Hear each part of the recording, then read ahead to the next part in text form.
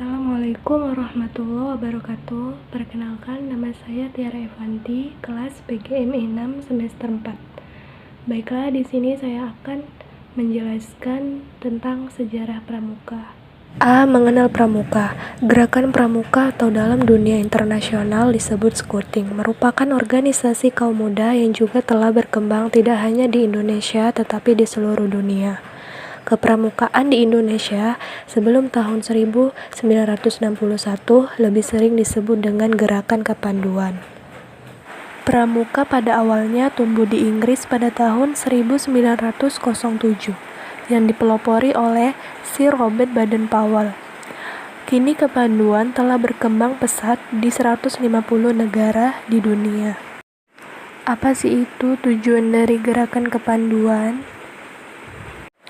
Tujuan gerakan kepanduan di dunia sejatinya adalah untuk tujuan pendidikan karakter generasi muda, sehingga bukan berdasarkan sekte, tidak untuk kepentingan politik maupun militer. Organisasi kepanduan ini adalah organisasi yang paling banyak menghabiskan waktunya di alam terbuka maupun di alam sosial. B. Sejarah kepanduan. Pramuka adalah organisasi kepanduan Indonesia. Setiap negara di dunia memiliki organisasi kepanduan masing-masing. Anggota dan cabang kepanduan yang pertama, Wolf Scout atau berarti anak usia di bawah 11 tahun.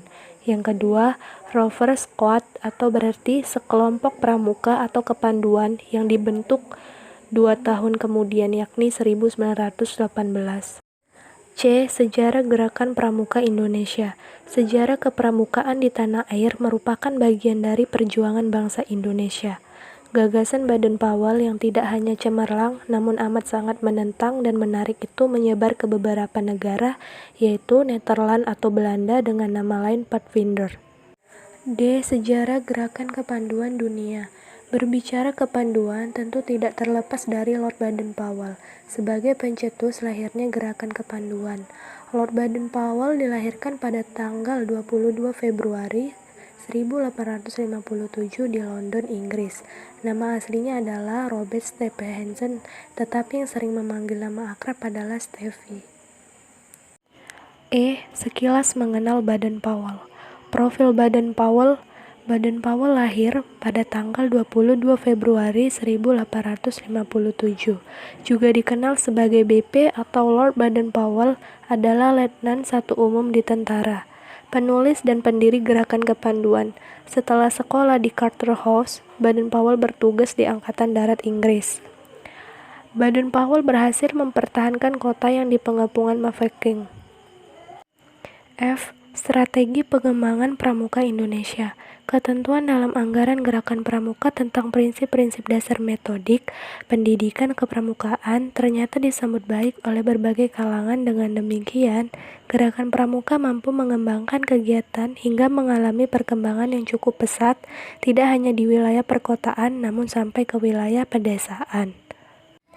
Tokoh-tokoh dalam pramuka Indonesia: Kiai Haji Agus Salim, Sri Sultan Hamengkubuwono IX, Legend M. Sarbini, Legend Masudi, Legend Himawan Sutanto, Legend Rifai Harahap, Prof. Dr. Azrul Azwar, Dr. Adiyaksa Daulat, SH MISI. G. Keanggotaan Gerakan Pramuka. Status anggota pramuka. Anggota pramuka dibagi menjadi dua kelompok, anggota muda dan anggota dewasa. Hak dan kewajiban anggota: yang pertama, setiap anggota berhak mendapat kartu tanda anggota, mengenakan seragam pramuka, memilih dan dipilih dalam jabatan organisasi, dan melakukan pembelaan dan memperoleh perlindungan. Makna kiasan dalam pramuka. Gerakan Pramuka adalah satu-satunya organisasi kepanduan di Indonesia yang mulai berlaku sejak dikeluarkannya Kepres No. 238/1961.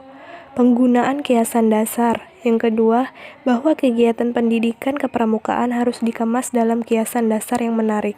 Yang ketiga, kiasan dasar disusun dan dirancang untuk mencapai tujuan dan sasaran pendidikan. Syarat kecakapan umum atau SKU dan syarat kecakapan khusus atau SKK. Yang pertama, syarat kecakapan umum merupakan tahap pendidikan yang dilalui setiap anggota pramuka. Yang kedua, syarat kecakapan khusus atau SKK merupakan syarat-syarat yang wajib dipenuhi bagi setiap anggota pramuka yang ingin mendapat tanda kecakapan khusus.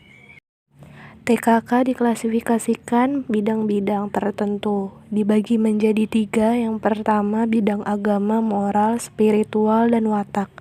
Yang kedua, bidang seni budaya, patriotisme.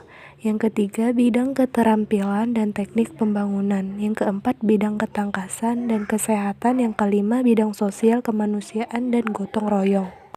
Sekian penjelasan dari saya. Assalamualaikum warahmatullahi wabarakatuh.